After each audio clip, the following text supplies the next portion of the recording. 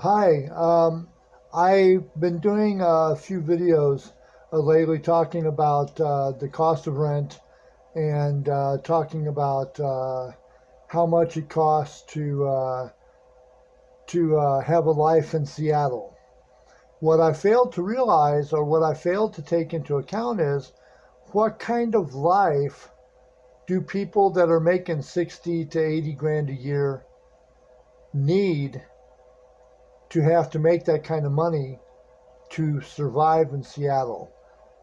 Is it the groceries are that high? Is the utilities that high?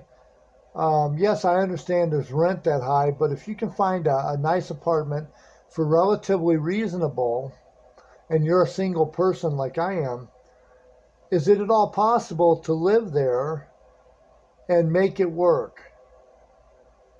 I live on $771 a month. That's what I live on. I'm on disability right now.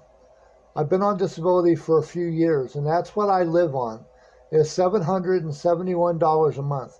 But then again, I don't go out to bars, I don't go partying, I don't go bar hopping, I don't go looking for the newest musical craze. I basically just, I go to the store, I buy some things that I like, and I watch movies at home, and occasionally I go out to the Mall of America and I'll catch a movie. But for the most part, I don't have a high maintenance lifestyle. When you move to Seattle, are you expected to have a high maintenance lifestyle to fit in? Is that what they're going to want you to have? If you did not have a high maintenance lifestyle, would you fit into the Seattle that is there now? The poor and the middle class, the poor and the minimum, well, that's still poor. So the poor are being pushed out of Seattle. The undesirables are being pushed out of Seattle. And so, yeah, I mean, what exactly do people want there? Um, I know that drinking is a huge part of a lifestyle. Um, Getting off work, going to a bar with some of your friends from work, enjoying the beer. That's fun for some people. It's not fun for me because I don't drink. I don't really like coffee. I do have a type of coffee that I like, which if I got that coffee here at the house, I'll drink it. But I don't really drink coffee much outside, so I don't have that cost. I do have transportation costs. I don't have my van anymore, which is that's gone. But I do take the light rail and the buses where I live at. But on $771 a month, I am able to make that work. I do a few odds and ends on the side to make extra money, but for the most part, that is my income.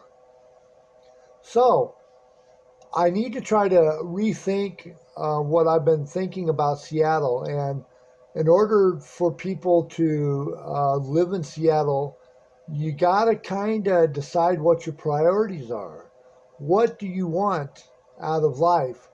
Do you have to go out drinking? Do you have to get high and smoke bud? Do you have to go to the fanciest restaurants every night? Do you have to go out to the opera? Do you have to do this? Do you have to do that? Can you be happy curbing your lifestyle? Just think of the money you'll save if you stop drinking. I don't go to bars, so I don't know how much it costs to drink, but apparently it's a lot. Um, I don't go to the theater much. Once in a while I do. I do like operas occasionally. Phantom of the Opera, Lion King, and things like that. I do like that. But I love a lot of movies, and I watch a lot of movies at home. I have access to like virtually any movie that's ever been made. So I can watch whatever I want to watch.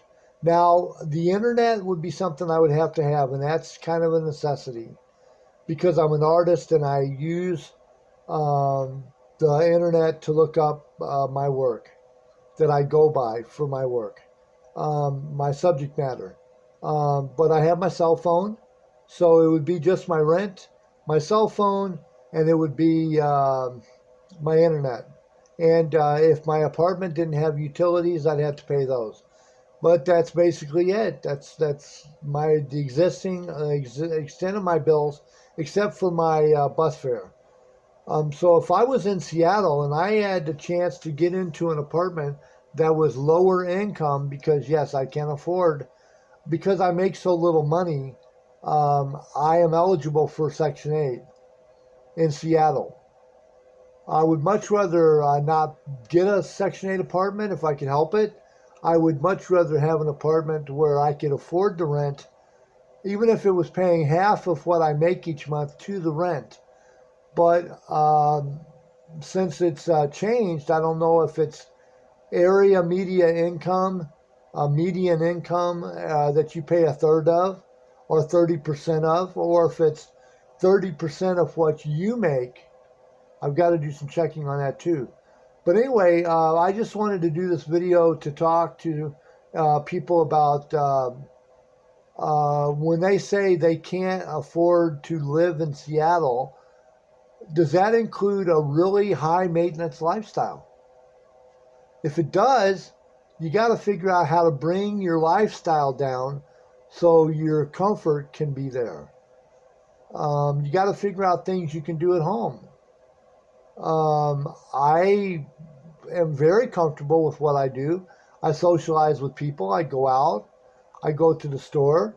I do make extra money because I am an artist, and sometimes a painting that I've done can bring me in $1,000 or $2,000, depending on what it is.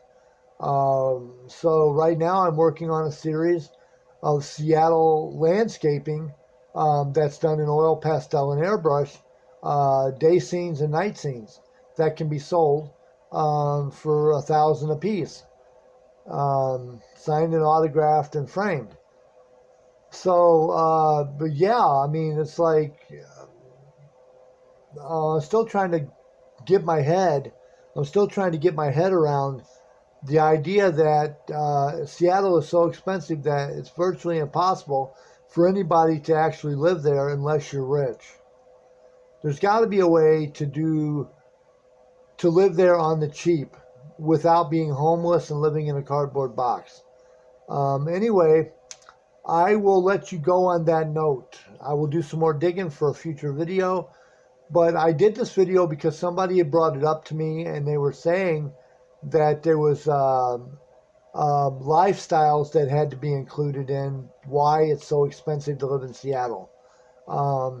Anyway, this has been All Things Considered, because I consider all things. Seattle and all points beyond. Have a good night.